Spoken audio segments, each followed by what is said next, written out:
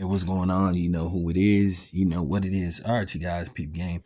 All right, so I just got through watching Beverly Hill Cops Axel Foley on Netflix, and I gotta say, kind of remind me of vintage Eddie Murphy from back in the day. Now, keep in mind, the first Beverly Hill Cops came out around December of 1984. I think I was, yeah, I was like 10 when it came out. So, of course, it's 40 years later. And, one of the things is, it's pretty much up to date. And, Axel Foley is what you call the vintage old school detective that loves being in the streets, doing as he considers real detective work. But he's having a hard time adjusting to how things are as far as practicing police work. So he's still the throwback Axel Foley, even though he's aged, you know.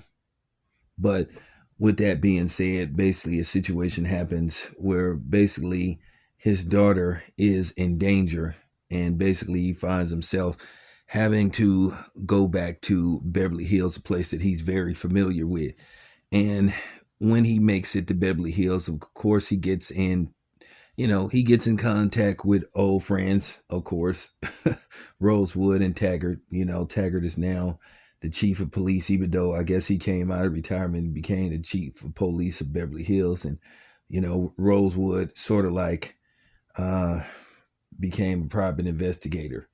But along the way, his daughter is an attorney, and she's basically working a case where she's dealing with a person that's accused of killing a police officer, and in fact a dirty police officer who has ties to the cartel. So, with that being said, it leads to, what Axel Foley does best, you know, bend the rules a little bit, you know, and cause a lot of damage along the way. But, me myself, it was good to see Eddie Murphy return to one of his, roots as far as establishing him at the time, being one of the premier, black actors as far as, going into the new genre of cop action pictures. Now, remember, the original Beverly Hill Cops was originally for Sylvester Stallone, but Sylvester Stallone rewrote the script,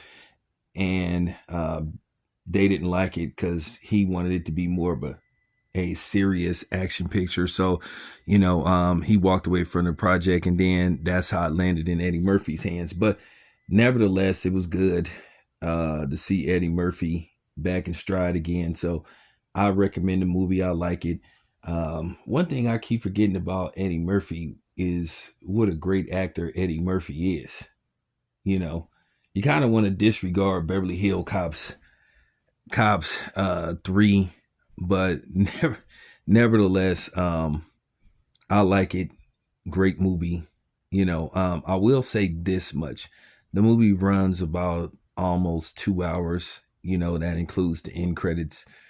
uh I say it went on about maybe 10 minutes, a little too long, but nevertheless, despite that, I dig the film. So there you have it. This is your boy Town Biz, and I am out.